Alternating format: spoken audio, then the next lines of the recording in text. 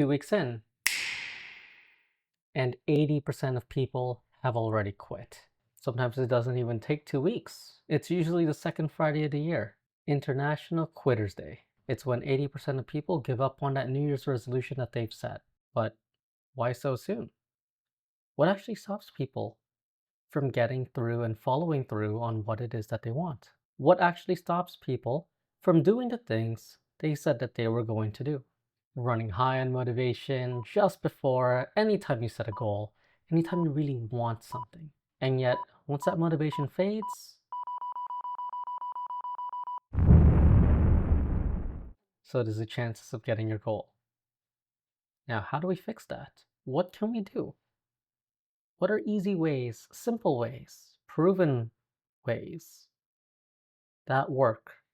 That 80% may have decided to quit, willingly or not, but not you. You refuse to quit. And you're here to find out exactly how to make your dreams happen. You can call it manifesting, you can call it getting things done, you can call it integrity with yourself, whatever you want to call it. The point is that you are here to make things happen. And I'm going to share with you 3 simple things that'll allow you to do exactly that. No woo-woo, no drain on the wallet, just simple, proven, neuro-linguistic programming, NLP-based techniques that work. The first one, I like to call it the step-out snapshot. All you do is you take that snapshot of what's going on and you step back, just like that, so that you can see yourself right over there. So you are over there, not over here feeling those things. You've dissociated yourself. A lot of techniques are dissociative. A lot of manifestation techniques, a lot of woo techniques make use of dissociation and association, either looking through your own eyes or seeing yourself. Now, I don't mean some kind of woo-woo out-of-body experience, although that's sometimes what they mean. You get to see yourself there. I don't need you to fall asleep. I don't need you to dream about it. I don't need you to hyper-visualize anything.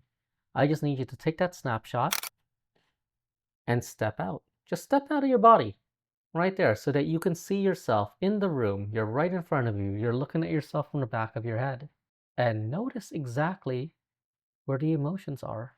The moment you felt resistance, notice where that resistance lies. It's not in you. Not in the you that's, well, looking at you. It's in that version of you, in front of you. And while that person is going over the resistance, they're feeling it, they're really feeling it. You've taken a step back, and you can begin to generate more options for yourself and what to do in the moment. We want you to think properly so that you can generate options for yourself. It's very important. After all, the person with the most options in any given situation has the most control. Look at it this way.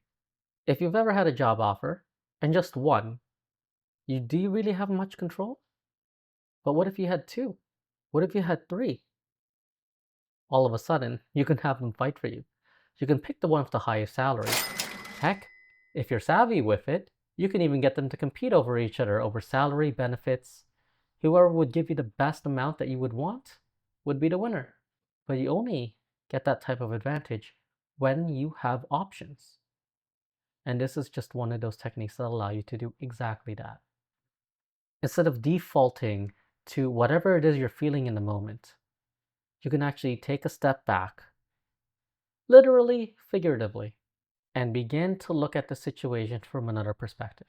Generate the options that you need that will get you ahead, that will allow you to take the best course of action towards your goals. Because when you engage yourself from there, not from here, you get to be removed from whatever default behavior there was that would have caused you to sabotage your actions towards your goals.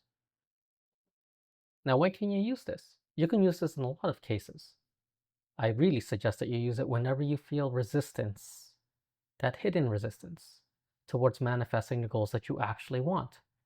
When it comes time to make the thing that you want actually happen, and that old version of you, your old habits, sometimes they help, sometimes they don't. But if they're in the way, you can actually use this to notice the resistance for what it is, and then decide to push past it.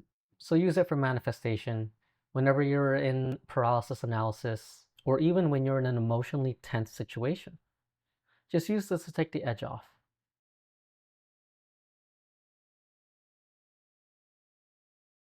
The second one I'll share with you is called opposite evidence journaling. That's right, journaling. A lot of people use journaling for a lot of different things. Usually, it's to reflect on the day, reflect on what they want. Well, that's the intention anyway. Most people will just write about their day and then really dig into whatever it is that happened that they didn't want. And that's when this comes in. When you look at it and you think to yourself, I really wanted X, but Y happened? Why does Y always happen to me? Why is a dangerous question. Instead, with opposite evidence journaling, what we want to do is we want to notice what it is that's happened. Listen very carefully when you generalize a situation. That's when you say to yourself or you write down always, never, oftentimes, all the time. Anything where you've overgeneralized it. And then we're going to think of 3 different points to the contrary. That's right. We're going to look at 3 opposite evidence points, very specific. No general things. You don't look at something and say, this was a limiting belief, so I'm going to think not the limiting belief. It doesn't work that way. Really do the work. Sit down and think, what is it that this could also mean? What is it that this could also mean for myself that gets me closer to my goal? Be very, very specific. The key here is the specificity. Be as specific as you can. Now, why do I tell you not to simply put not in front of it? Well, if you not something, it's supposed to be the positive, right? No. Language doesn't actually work that way. There's actually something very fun when you get into not, but that's for another time. Instead, what I want you to do here is simply look for evidence of the contrary. Look for opposing evidence. That doesn't mean think positive thoughts. No, absolutely not. We need to look for opposite evidence. I remember one client of mine. She really aspired to help people. She wanted me to train her in NLP so that she can be a great coach. And she had this weird blocker that she could not sell something. She couldn't sell her trainings. She couldn't get in front of people or change their lives. Simply, I asked her, I want you to tell me a time, specific time, when you were actually able to sell something. Something specific, not something general, but something very specific, and you did it intentionally.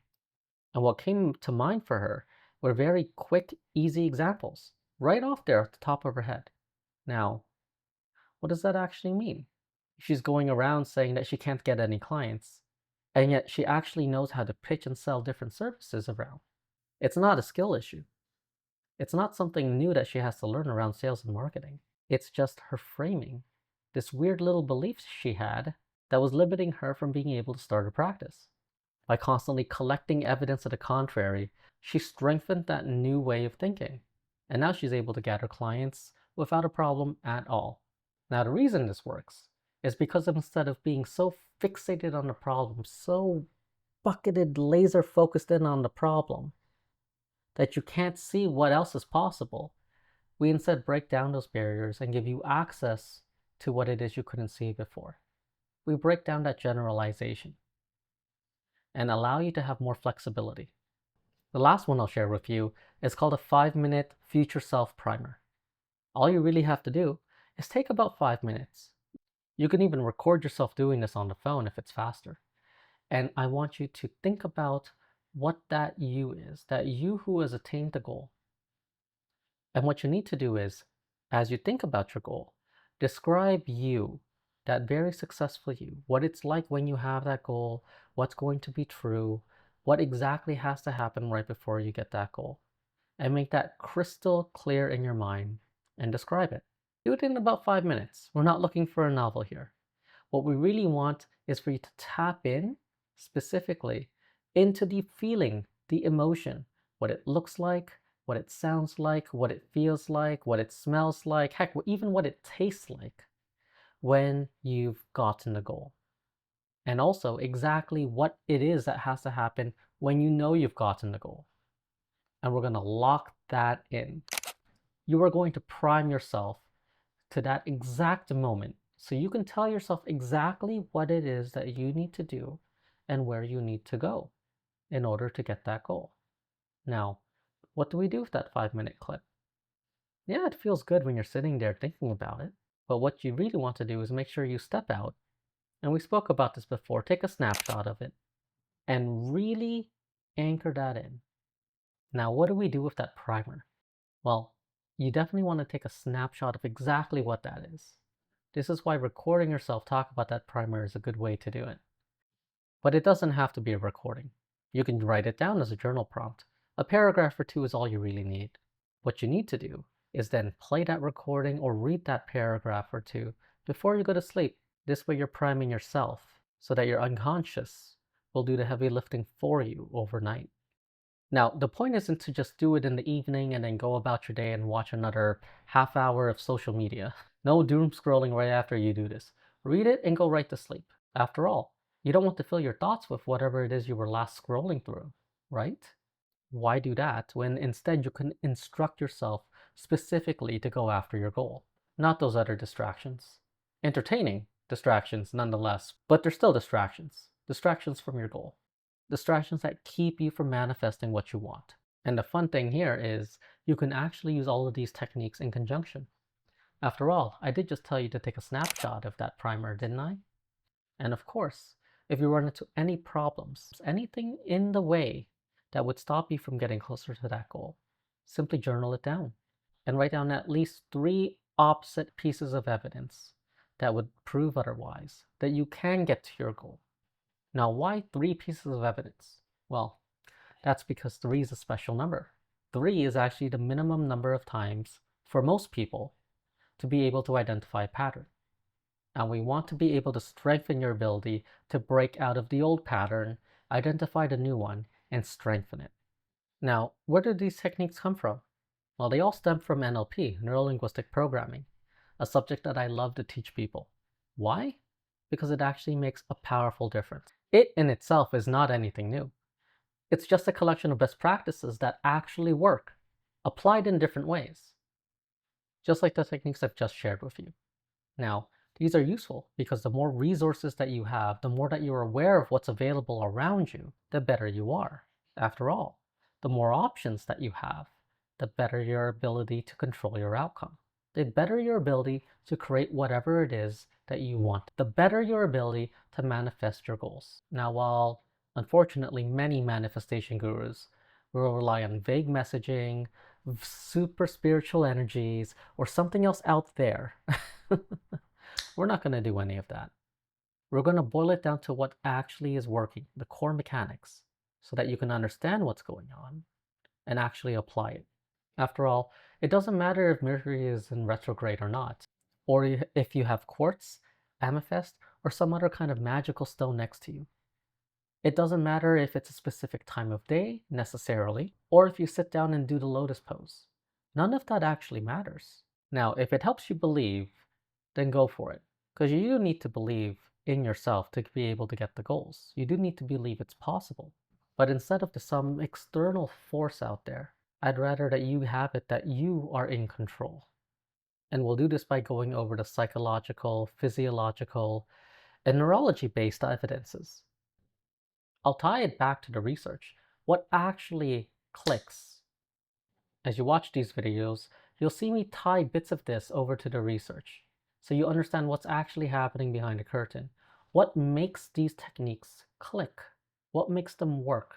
What actually gets you the result? After all, you can have as many feelings as you want, but if you don't have the result, well, what do you have? And while some of these techniques will produce results faster than others, some instantly, just like that, it's always best to go at it with an accumulation. You need to strengthen your ability to make things happen. You'll want to accumulate all of these behaviors so you can really embed it into your identity, which is what we're going to be talking about next time with the identity gap. That hidden mismatch between who you are now and who you need to be in order to manifest the outcome that you want, to create the outcome that you want, to have and do and be the type of person that you need to be. After all, if you'd really dig into the research, you'll find out if people have the wrong self-concept about themselves, if they're misaligned on who they are and what it is that they want, then for majority of those people, their goals will never happen. Heck, they don't even come close. So try out the techniques. The first one, step out snapshot. The second one, opposite evidence journaling. And the third one, for the 5-minute future self primer. Try implementing them one by one or all together, whatever works for you. And if you'd like to learn more about this stuff and what actually makes these techniques work, hit subscribe and leave a comment down below. If there's any specific techniques you've ever run into, I'd love to hear about them. In future videos, I'll take those techniques apart so we can extract from it the mechanism that actually works. And you can leave the fluff and the stuff with the guru while you get the results that you came for. Now remember this, manifestation isn't magic, but it is a method. And methods require action to be executed on. And that's actually very powerful. Just imagine that. It's not magic, it's not happenstance, but just a series of steps, a method that if you choose to follow it, you can get your result. As for what those methods are, we'll be taking those apart very soon. See you next time.